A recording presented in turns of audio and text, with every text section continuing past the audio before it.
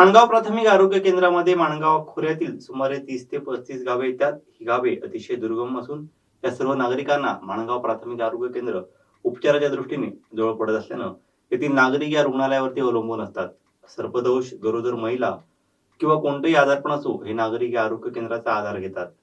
परंतु येथील परिस्थिती खूपच विदारक असून येथे एमबीबीएस वैद्यकीय अधिकारी नाहीत. या रुग्णालयात नागरिकांना अनेक समस्यांना सामोरं जावं लागतंय. तसंच अनेकांनी आपले नातेवाईक इथे गमावले आहेत. याकडे लोकप्रतिनिधी, पालकमंत्र्यांनी लक्ष द्यावं अशी मागणी नागरिकांकडून केली जाते. माणगाव येथील सामाजिक कार्यकर्ते ॲडव्होकेट दीपक काणेकर यांनी नुकतीच अनेक नागरिकांसह जिल्हा आरोग्य अधिकारी डॉक्टर सईदूर यांना माणगाव प्राथमिक आरोग्य केंद्रात बोलावून त्यांच्याशी येथील परिस्थितीविषयी चर्चा केली. यावेळी त्यांनी जिल्हा परिषदेचे मुख्य कार्यकारी अधिकारी रवींद्र खेबुडकर यांच्याशी फोनवर चर्चा केली व येथील विदारक परिस्थितीबाबत सांगितलं. तसंच येथील त्रुटी त्यांच्या निदर्शनास आणून दिल्या. या प्रश्नांवर त्वरित अंमलबजावणी करू असे आश्वासन देखील प्रशासनाकडून देण्यात आलं आहे. 12 तास काम करायचं, 8 तास काम घरी जायचं. आम्हाला सोयीचा कोण देणार हे सांगणार. मॅडम सांगा. नाही ते मॅडम 3 आता स्टाफ नर्स आहेत ना, ते 24 तास इथे असतातच ना. आयपीचे शेड्यूल असल्यामुळे मॅडम त्या स्टाफ जे आहे त्या कॉन्ट्रॅक्ट बेस्ड स्टाफ आहे. आम्हाला शासकीय पदाकडनं जी मंजूर पद आहे ती आम्हाला पीएससी मध्येच पाहिजे. तुमच्याकडे सीओचं पद तिथे नाहीये. उपकेंद्रामध्ये सीओचं पद भरती करणं गरजेचं होतं. भरलात का तुम्ही? माझा प्रश्न मॅडम, सीओचं पद जे आहे, सीएचओ माझ्या माहितीप्रमाणे बीएससी नर्सिंग झालेल्या सीओचं पद आपण अलर्ट करतो, बरोबर? मग जेएनएम मोठे आहे की एएनएम मोठी आहे? आता ही जी कालची भरती आहे एएनएम मान्य झाली, मग एएनएम सिनियर आहे की जीएनएम केली सिनियर आहे? तुम्ही मला सांगा.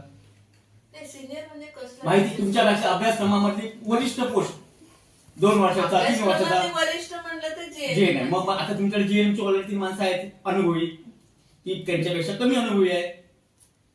मग तिला एवढी का तुम्ही? कारण एनएचएम मध्ये ना आपण असं नाही देऊ शकत. मॅडम तुम्ही ही सगळी पळवाट तुमच्या फायद्यासाठी करता.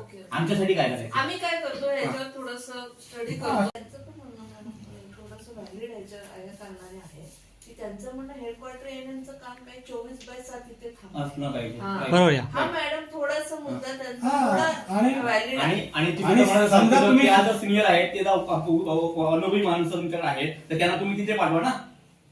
जी शासनाने जी जबाबदारी नियुक्ती केली आहे, जी शासनाने नियुक्ती केली आहे आपली माणगाव पीएससी मध्ये 24 तास उपलब्ध होण्यासाठी नवीन भरतीची प्रकरण माणसं आहे ती का जुनी माणसं नाहीत. 10 वर्ष सेवा केली आणि आता मला भरती द्या म्हणून तुम्ही लगेच एका दिवसात भरती होऊ शकते?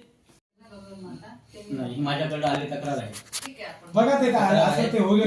मॅडम त्यांना हे औषध दिली म्हणजे औषध देणार असं त्यांचं म्हणणं आहे. मी काय बघायला आलो नाही, लोकांचं म्हणणं आहे म्हणून आणतो. आता ह्याच्या पुढे त्याचं होऊ होऊ अपेक्षा. त्याच्यानंतर दुसऱ्या लोकांचं म्हणणं आहे की मॅडमकडे युनिफॉर्म घालून नसतात, आय कार्ड यांच्याकडे लोकांकडे नसतं, आय कार्ड नसतं. आता कुठे आहे तुमच्याकडे आय कार्ड? आता आहे. ते जरा कसं ऍप्रन घालायचं, ते आय कार्ड खाली ठेवायचं ना, ते आय कार्ड शासनाने दाखवायला ठेवलं आहे. वैद्यकीय अधिकारी हे आहेत आमचं, हे आमचं ओळख आहे.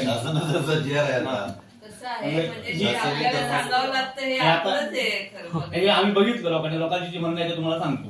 हे सुधारणा होणं गरजेचं आहे.